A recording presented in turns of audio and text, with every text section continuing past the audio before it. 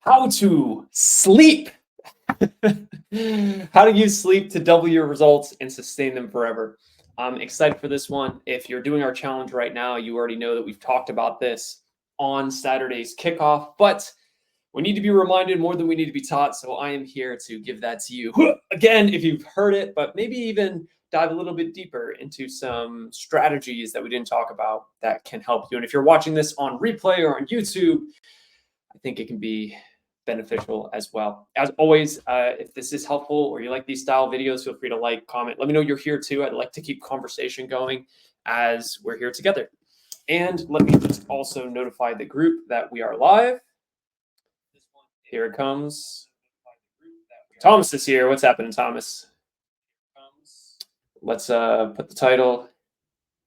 How to how to use sleep. I'm under pressure to double your results and sustain them. That's the key. Tom said, same old stuff. Let's go. All right.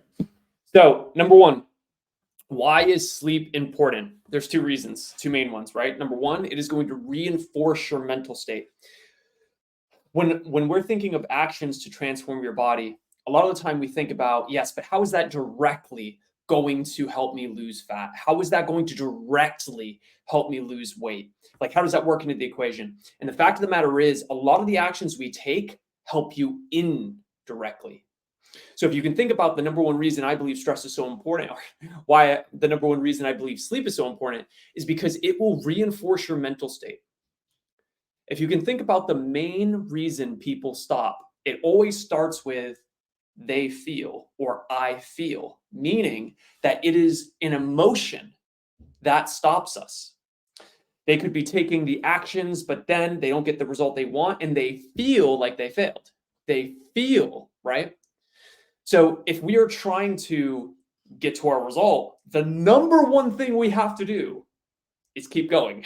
So every action that you do shouldn't be optimized around results. Yes, they should be in line with the results, but not optimized for the results. They should be optimized for starting and never stopping again.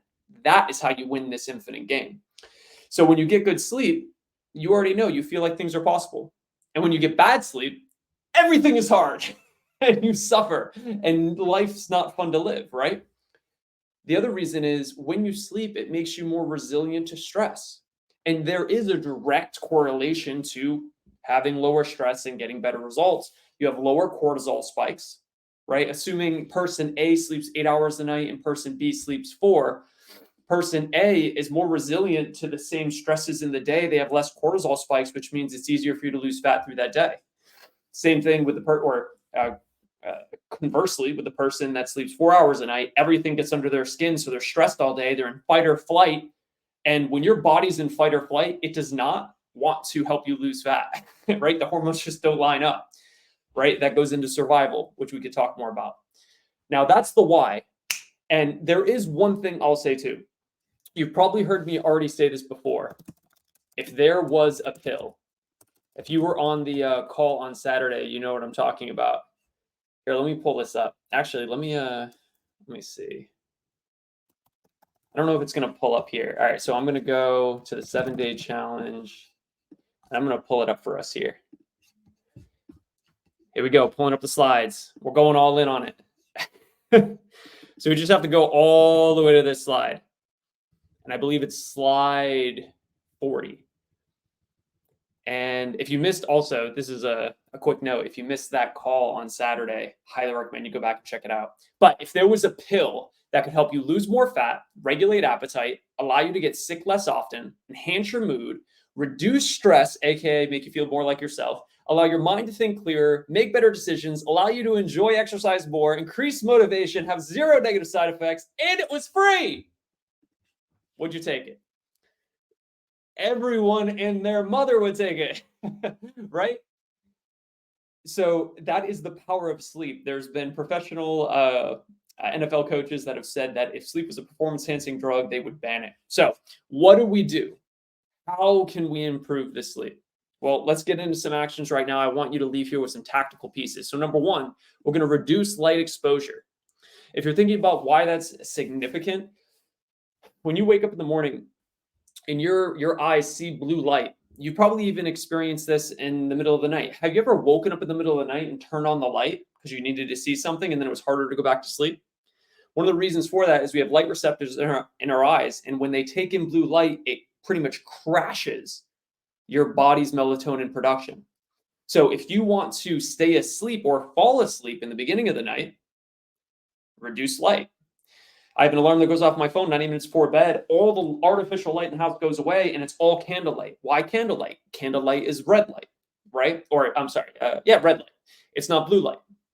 So it does not have the same effect on your eyes, and it doesn't have the same effect on limiting melatonin production and making it harder for you to fall asleep. This is also why phones can be dangerous, right?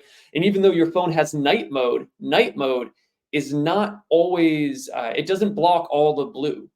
So it can still affect you, not to mention too, it keeps your brain active, which we are trying to do the opposite.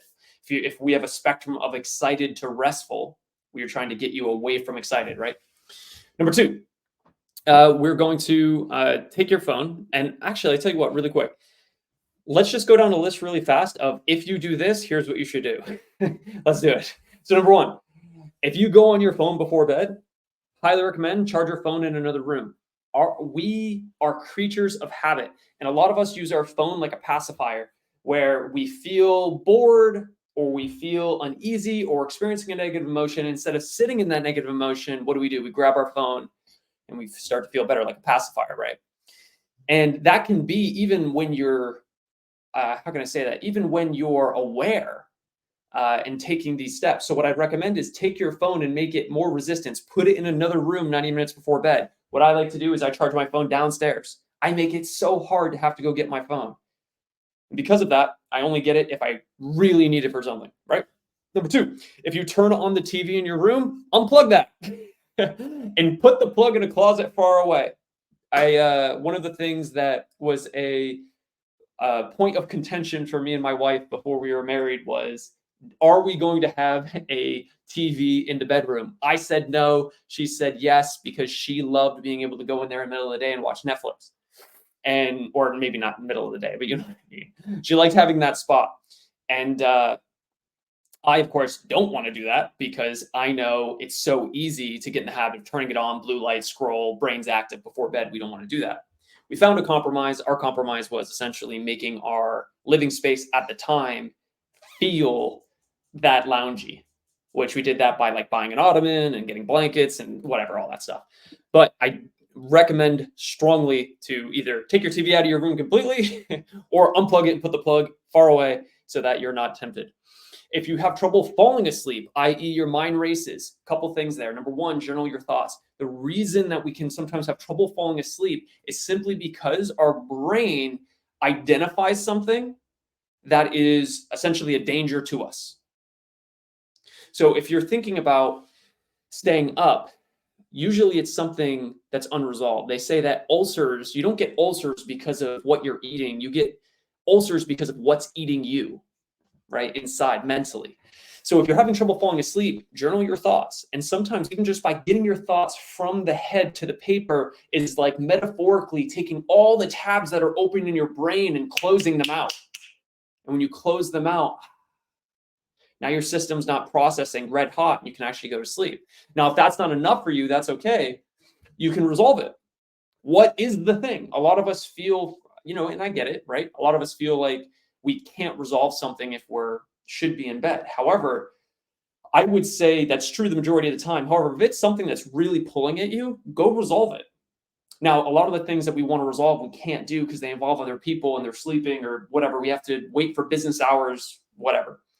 So at the very least, you create a resolution plan, because I can tell you this. If your brain keeps triggering you to remember something, it's because if you don't remember it, it will equal pain. So what do? If you can write these things down, usually that's good enough. Second level to that is creating a resolution plan. Okay, what will I do? Let's pick something.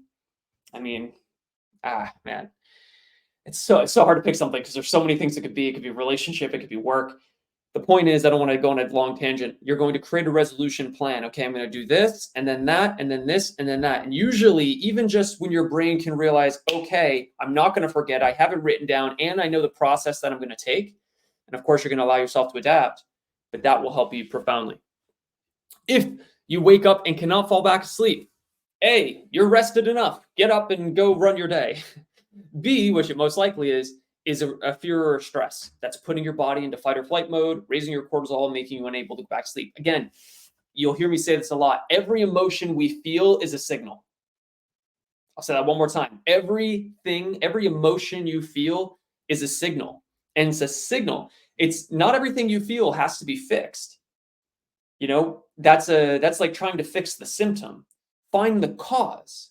If you can't fall back asleep, it's probably something. It's a signal. Why can't I fall back asleep?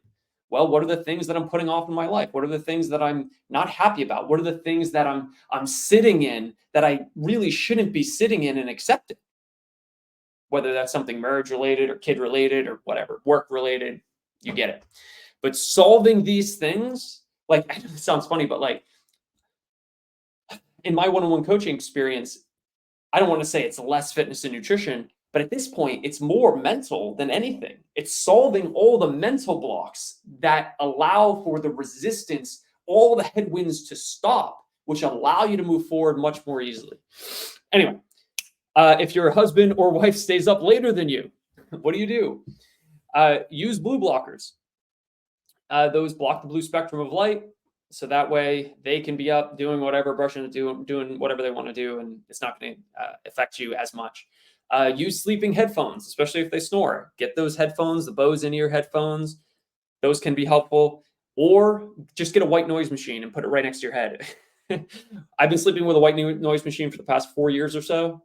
I'll never stop. It's fantastic. It helps me sleep all the way through the night a lot of the time because, you know, especially if you live like near the woods, you hear stuff, or like even like near a road, right? You get cars and stuff. So it will keep you asleep better than none, in my opinion. And then the other thing, if your husband or wife stays up later than you, have a conversation with them, right? It's okay to ask for support and just make sure that it is communicated emotionally, because logically, people don't necessarily listen. Because if I go to, my wife, for example, or she comes to me and she's like, hey, I want to be able to get better sleep. I'm going to go to bed at 8. I need your support. It's like, cool. Okay, cool. I'll support you. But that doesn't necessarily mean that I'm going to bed at 8 and I don't even know how to win. I don't know how to support you, right? So when you're talking to your significant other, you got to tell them exactly what you need from them, right? Make it clear, especially if you're a woman and you're talking to your husband.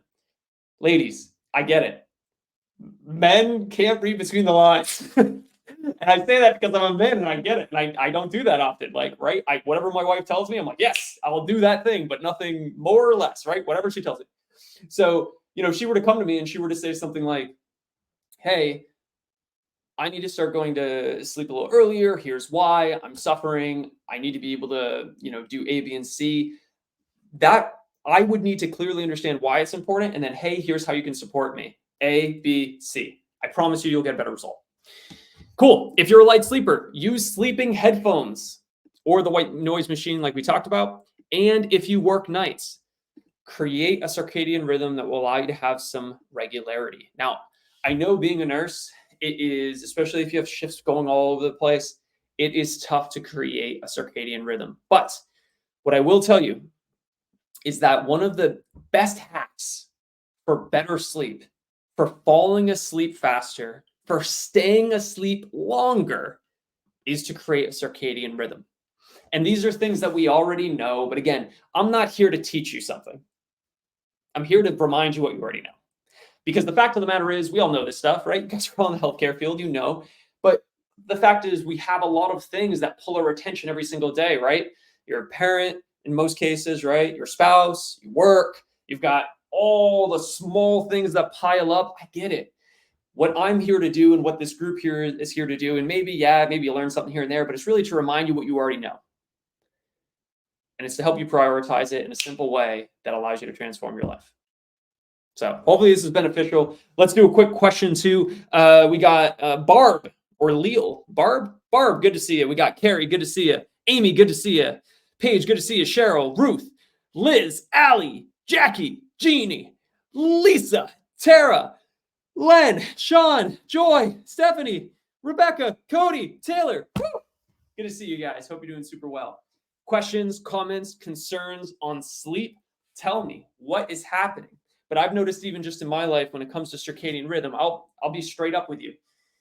This last 10 days, I broke my circadian rhythm. I had such a good flow going, probably for about 4 months. I was going to bed at 8:15. I was so tired. I was just so tired. I was ready to go to bed. So by 9 o'clock every single night, I was in bed. And I'd wake up at 6. And like no alarm, I would just clockwork, baby. And then all it took was about 2 to 3 nights in a row of staying up till 11 because my wife wanted to watch a movie the first night, and I was like, okay, fine. And normally I wouldn't do it, and then like it was also around Christmas, and we stayed up to be with our family I was visiting, so on and so forth. And my sleep, I noticed it was harder for me to fall asleep at night. Also, I started in the morning sleeping later, but you'd expect that. So circadian rhythm is super powerful when it comes to falling asleep. If we can give our body the way to be able to fall asleep fast, yes, you can do the hacks with the light and you can do the blue blockers, but doing it at the same time, if in your power, is super powerful. And what I have found just in my experience is if you do one night where you're off, usually you can bounce right back the next night, no problem. The challenge comes when you do multiple nights in a row of being around it, because then your body and brain is essentially trying to find that new time. So you got to settle in, if possible. Questions, comments, concerns? We got some down here. Thomas says, do you think diet affects how we sleep and wake up? Yes. Ooh, that's a powerful one. So actually, I'm really glad you mentioned that. And I should probably end this so it doesn't go too long. But I actually really wanted to talk about this one really quick. So I've been doing, and I don't have enough data, but I've been doing a little self-study. Call me a scientist. with diet timing. So there is something to be said, and we all probably know this, right? Having something that's hard to digest or heavy, like red meat before going to bed, we don't sleep as well, so on and so forth. But what I've been testing is at what time I have my last meal and how deeply I sleep. And it's hard to track how deeply I sleep. But what I'm testing for that, or the metric I'm using, is just how long do I wait until, or how long does it take me until I wake up at night? And other variables are the same. Like I'm not drinking water 2 hours before bed and whatever. So those things are constants. But the variable is how long do I wait between having my last meal and going to sleep? And here's what I found. It's actually pretty powerful, for me at least. In the past, I'd work all day and then I would eat at 6 and go to bed at 8, 8:30. So it was like a 2.5 hour buffer. So I had that as my fix. I went back an hour, didn't really notice anything. Went back another hour, and it took about, I'd say 5 to 7 days until I found that I was sleeping longer before waking up to go to the bathroom. I was like, it's interesting. And when I had to wake up to go to the bathroom, I really had to go to the bathroom. So I was like, oh, that's interesting. So like maybe it's, my body still has to wake me up to go to the bathroom, or I'll, wet the bed again. I say again because I did when I was a kid, right? Not saying I did recently. Don't shame me. Don't judge me. Anyway, that's really distracted me because now I'm thinking about my parents when I was 9 years old, who were like really concerned about me. I remember they said to me one time, "Are you going to wet the bed when you get married?" And I'm like, I was a 9-year-old. I didn't know what I was doing. I was like, I don't know. I don't know how it fixed either, but I probably wet the bed until I was like 9 or 10. Anyway, you don't care about that. So the point about all this is going all the way back, and I brought my eating window to, I believe it was 3 o'clock, 3:30. So I had a 6-hour window. For the first time since I was a child, I slept all the way through the night. What? That was insane. Now, here's the problem with that. The average person probably doesn't want to do it. But if you do want to test that, I highly recommend it. If you have no problem doing it, even though I had that data and it's kind of conclusive, I had a trade-off to make, right? So for me, if I put my eating window, my last eating window at 3 o'clock, and we can pontificate on why this is happening in a second. But if I put my eating window, my last meal at 3 o'clock, 3:30, that means because of the way my life's set up with my son and my wife, I miss dinner with my family. So I essentially get better sleep, but I trade off the dinners with my family. Hmm. And because of that social, my son's 18 months old, and I'm not willing to give that up right now. So our last meal, I finish at around 5:30, and I get probably slightly worse sleep, but also I'm more fulfilled emotionally because I have social bonds. So life's about trade-offs, right? Now, very soon, I may, as my son moves to one nap per day, I may, and very possibly will, go back, and we can all start having dinner or a last meal a little earlier, which I think will be really good. Because yeah, I noticed that I have better sleep. So I think that has to do with the digestion, right? Like digestion, right, is obviously a bodily system, and like if you're trying to like one of the precursors to getting really good sleep, or one of the not precursors, what would that be called? Variables is resting heart rate. So if you can get your resting heart rate lower, generally you stay asleep longer. So obviously you don't want us to stop, but then you'd be sleeping a long time. But one of the best ways to reduce resting heart rate is to have very low bodily systems operating. So like digestion, and is a big one. Like cranks up thermogenesis, your body gets hot. It's like your heart rate increases. So I believe that's the factor. I eat less before I go to bed, right? So my last meal personally during that time was 3:30. And it's funny. I didn't track my heart rate religiously, but maybe I should have. That's kind of interesting. If you have, I don't have an Apple Watch or anything because I don't like to get obsessed with the tech. But that's actually kind of interesting to think about. I did track a couple times before I went to bed, and I did notice my resting heart rate. I didn't have anything too conclusive, but my resting heart rate generally, it actually runs kind of high. I don't know. I'm not really a big cardio athlete. Maybe I need to get more into cardio. My resting heart rate is usually around like 80. If I'm not, resting heart rate, like right now it's not 80, but like I would say 80. And then when I was going to bed, it would like fall into the, I think if I'm not mistaken, one time with the 3:30 last eating time, I did get to a point where it was like 68 or something, or 69. I think it was I think I dipped into the 60s once, but generally it was like low 70s. So anyway, just kind of interesting to think about. Any other questions? That was a great question, Thomas. Hopefully that's the answer you were looking for, because here for you. Brianna, good to see you. Kathleen, good to see you. Frank, Mary, Marissa, Sue, Beck, Jordan, Naomi, Arlene, Deborah, Kathy, Jamie. What is going on? Good to see you here. Any other questions, comments, concerns about sleep? And like I said before, look, I'm not here to teach you anything new, really, necessarily. It's more to be able to remind you what you already know, right? And that is that sleep will transform your life, 100%. Not just about like your body, right? It's not just about your body. It's about enjoying life. It's about increasing your quality of life. And there is no singular thing you can do, in my opinion, to increase your quality of life more than increasing your sleep. Because if you're just tuning in, when we sleep, we feel like life is possible. We are more emotionally resilient. Things bother us less. They slide right off. The analogy I'll use really quick is when you get a good night's sleep, it's like putting Vaseline all over your body. And then when the stresses of life come, they just glide right off you. Put that on a t-shirt. But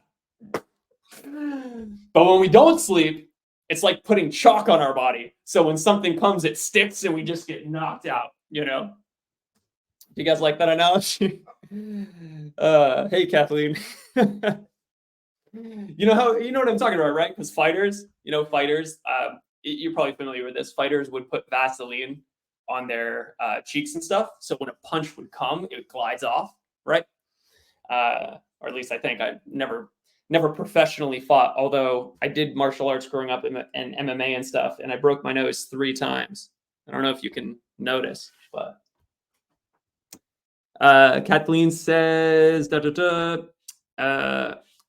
my work is all over the place. I work 7 a.m. to 7 p.m., 11 a.m. to 8 p.m., 7 p to 7 a, 3 a to 3 p.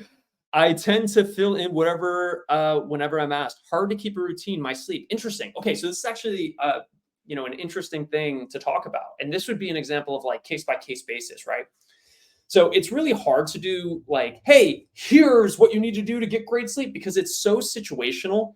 And I'll dive into this specifically in a second, but a framework that I like to think through is when you're working with an individual or like any person, we have to find out what are the things you value? Because there are things generally we can all agree are valuable. For example, maybe some time with our family, or time, not having time to ourselves, whatever it is. But it ranges with level of importance to each person. So, for example, you might value time with your family, but it might be a 9 for you, and it might be like a 4 for somebody else.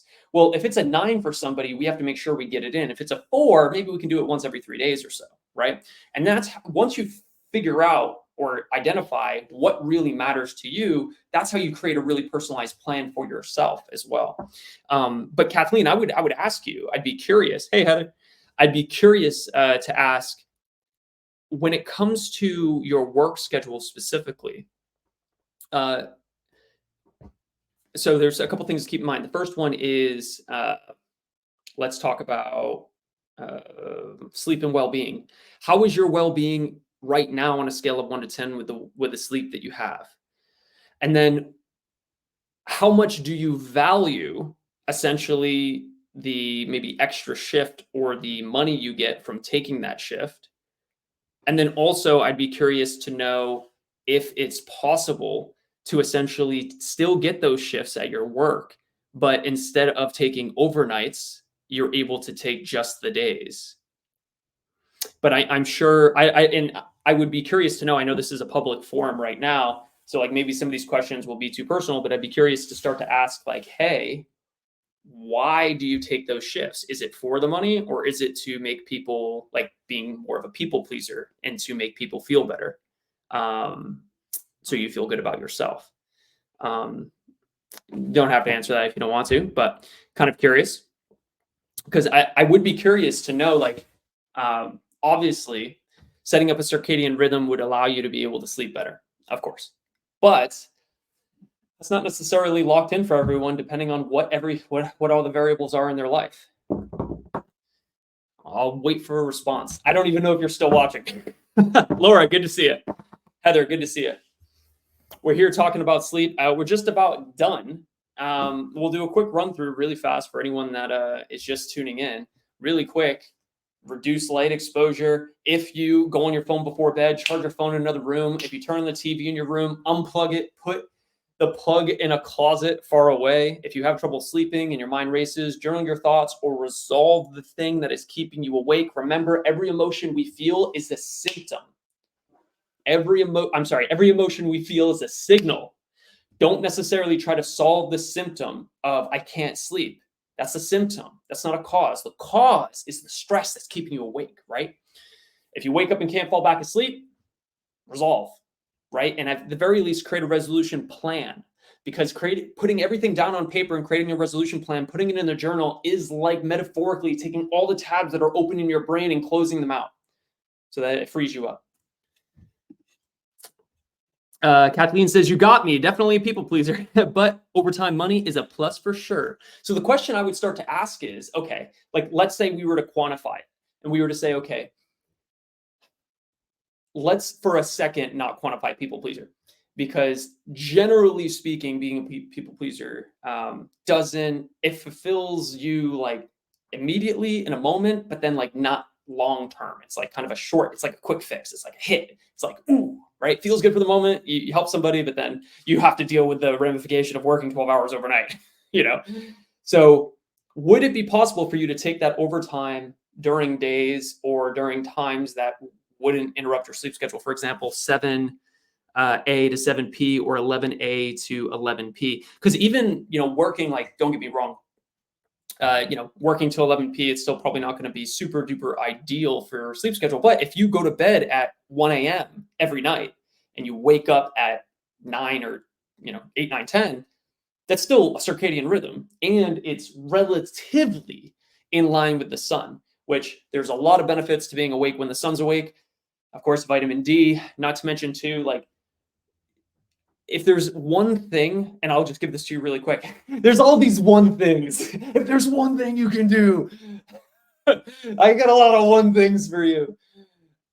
If you're not already doing this and you want to improve your well-being and you have 15 minutes, when you do your 10 minutes in the morning of being mindful or sitting down, do it in direct sunlight.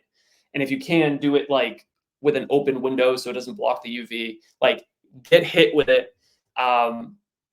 The blue light going into your eyes will essentially, like, it's like setting the start of the day, and your brain will get more tired later. Have you ever found that when you go to the beach and you lay out for a while and then you, like, maybe come on the drive home, or you get home a few hours later and it's like 4 p.m. and you're exhausted and you're like, oh my God, I can't move, I'm so tired? It's the sun, right? And that's not a bad thing. It's a good thing, right? I mean, it's better to get sun exposure, short spurts and every day, than it is to go to the beach one time a year for a week straight and burn. Definitely daily is better. Kathleen said, oh, never mind, I said that. Sue says, Kathleen, I used to work those crazy shifts. Over time, it catches up and affects health. It sneaks up. Hope you can work out a better life schedule. Definitely. Yeah, I mean, look, straight up, right?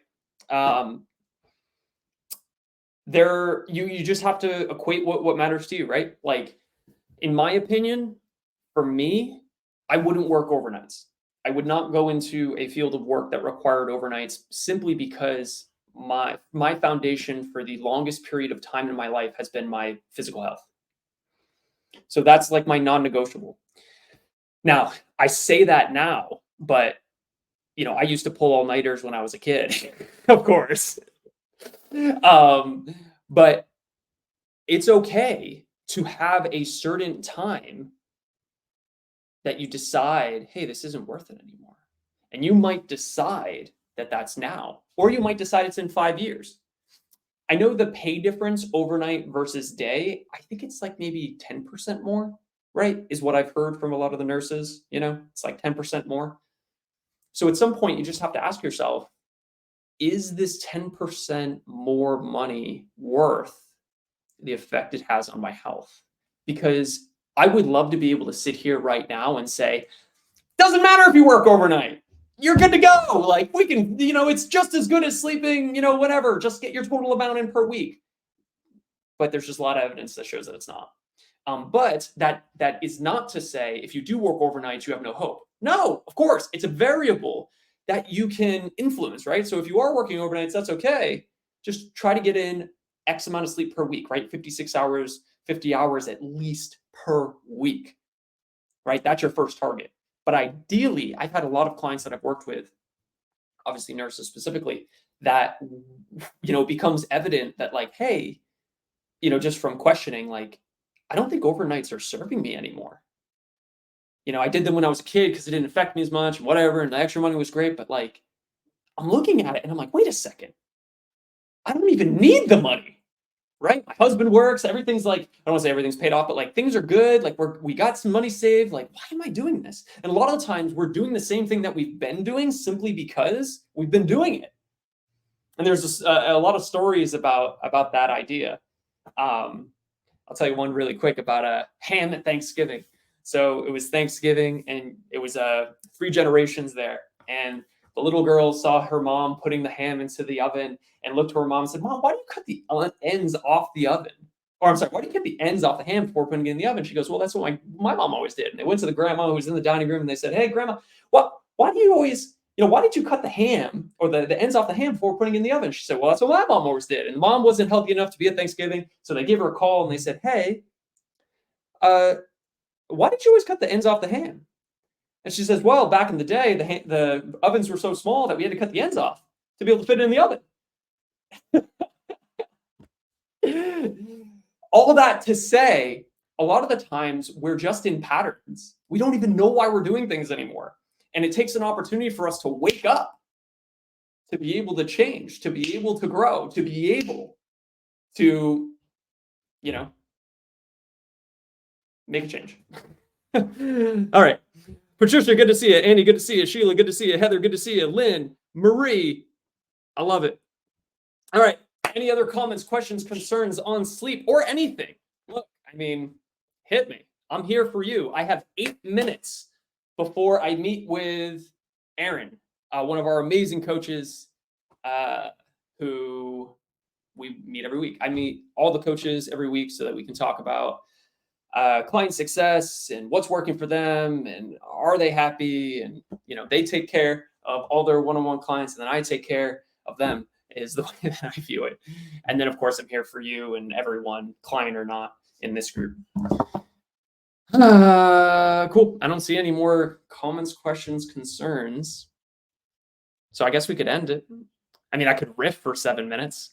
Tell me really quick if there's something a topic that you need, or does anyone out there right now need motivation? Do you need motivation, or do you have a question on, hey, what do I do when I stop motivation, or what should I be optimizing for, or how can I X? Tell me, and in 7 minutes, I will just give you the best answer I got. Katie, good to see you. Patricia says, happy day 2. Want to hear you sing. No, you don't. Actually, I do have, 1 sec. So I do have, wait, don't leave.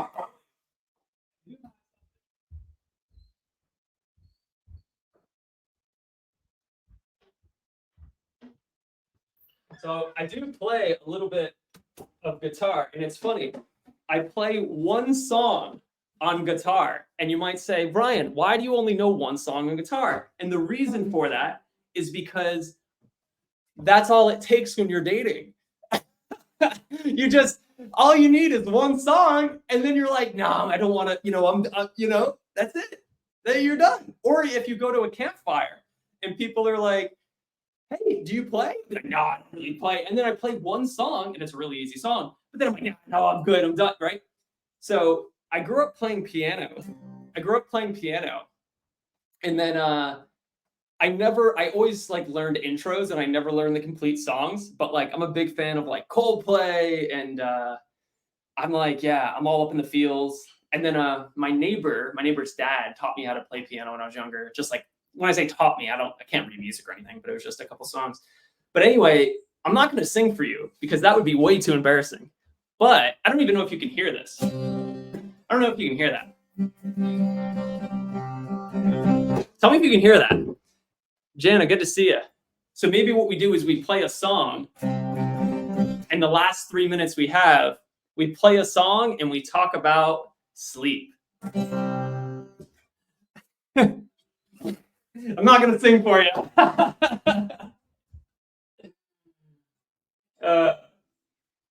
Maybe when we hit 10,000 members in the group, we'll do a 10,000 member special where I sing. No, I don't know. That's kind of embarrassing. Although I will say, want to hear something really funny? So the 1 song I know, it's a Coldplay song. And my dog, when I first got him, he was really anxious, or is really anxious. You probably even just, as I open the door, you can hear him barking, go crazy. He was a rescue dog, abused as a dog, as a puppy, all that. And loud noises scare him. So me being in here talking, kind of, scares him a little bit sometimes. And I learned the song, and I would play it to him like a lullaby every night. And he, over time, started to, what's the word I'm looking for? Expect the song. So when he hears the first strum or 2, he usually just calms down, which is nice. And then I sing to him, but you're not my dog. So anyway, I'm going to run so that I can be on time for my coaches huddle, and I will see you guys soon.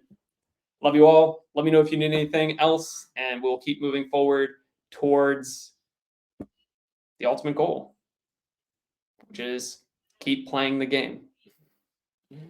I'll see you guys soon. Bye.